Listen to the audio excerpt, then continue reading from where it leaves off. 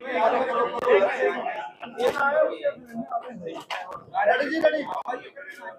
CM साहब आज meeting हुई जो चुनाव प्रबंधन को क्या कुछ देखिए, व्यवस्था को लेकर के आज बैठक थी और उसमें हर बिंदु के ऊपर चर्चा हुई है।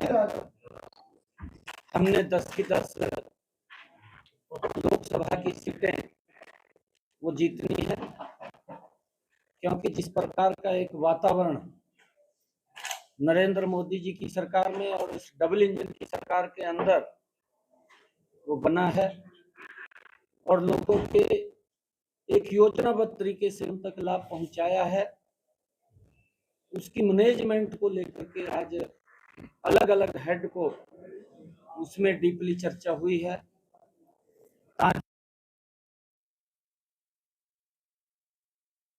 यहां से जीत करके तीसरी बार आदरणीय नरेंद्र मोदी जी को इस देश का प्रधानमंत्री बनाने का हरियाणा अहम भूमिका अदा करेगा, उसको लेकर के सारी व्यवस्था की बैठक। अच्छा, तो 4 सीट कोई चुनौती है? 4 सीट रोहतक की लोकसभा सीट कोई चुनौती है? देखिए, हमारे सामने क्योंकि ये चुनाव है, चुनौती कोई नहीं है। कांग्रेस का जो भ्रष्टाचार है, कांग्रेस का जो कार्यकाल रहा है, अगर मैं एक छोटी बात करूं, क्योंकि लोग भूलते नहीं है बात को,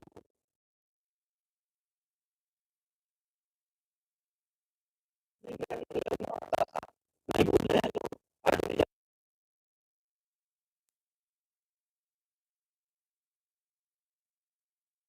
नरेंद्र मोदी जी ने वो लाइन तो खत्म की, परंतु उस माता बहन के घर के अंदर भी गैस का कनेक्शन सिलेंडर पहुंचाया, जिसके घर के अंदर 75 वर्षों में कांग्रेस ने नहीं दिया था, वहां भी नरेंद्र मोदी ने दिया है।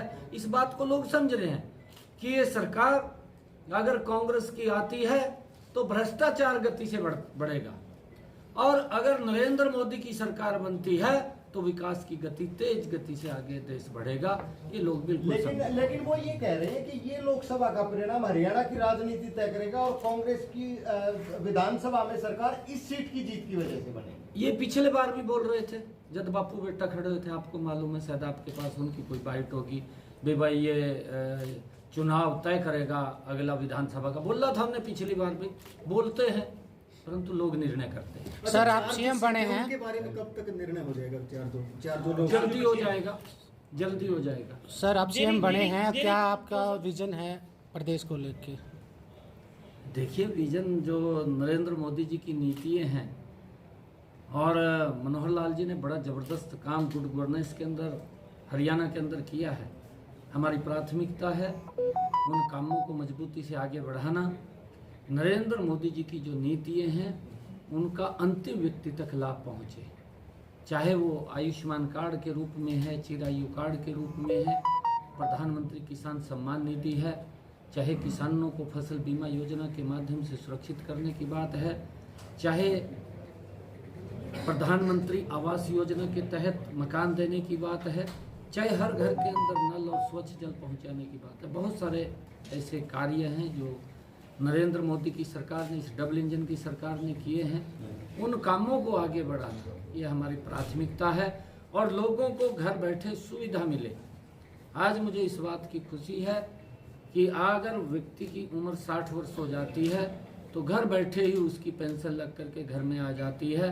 नहीं तो वो 6-6 महीने तो कांग्रेस के समय में, ये कांग्रेस की सरकार थी, चक्कर काटता रहता था कि मेरी पेंशन बनेगी और फिर सेवा करनी पड़ती थी। आज न सेवा की ज़रूरत है, न चक्कर काटने की ज़रूरत है, आज घर में उसके पेंशन बन करके आ जाती है। आज इस प्रकार का लोग चाहते हैं कि इस प्रकार का शासन। अनिल विज का भी कब, क्योंकि आपके पास जिम्मेदारी थी प्रदेशाध्यक्ष की, तो अब प्रदेशाध्यक्ष का कब कुछ फैसला होगा? देखिए, ये भी हमारा केंद्रीय नेतृत्व है, वो तय करेगा, उनके ध्यान में है सारा विषय। सर, एक सवाल, अनिल विज नाराज क्यों चल रहे हैं? कोई नाराज नहीं है। अनिल विज साहब हमारे नेता हैं, वरिष्ठ नेता हैं, उनका मार्गदर्शन मिलता है, आगे भी मार्गदर्शन मिलेगा। मैं स्वयं भी आदरणीय अनिल विज जी के पास जाऊंगा। 4 सीटों पर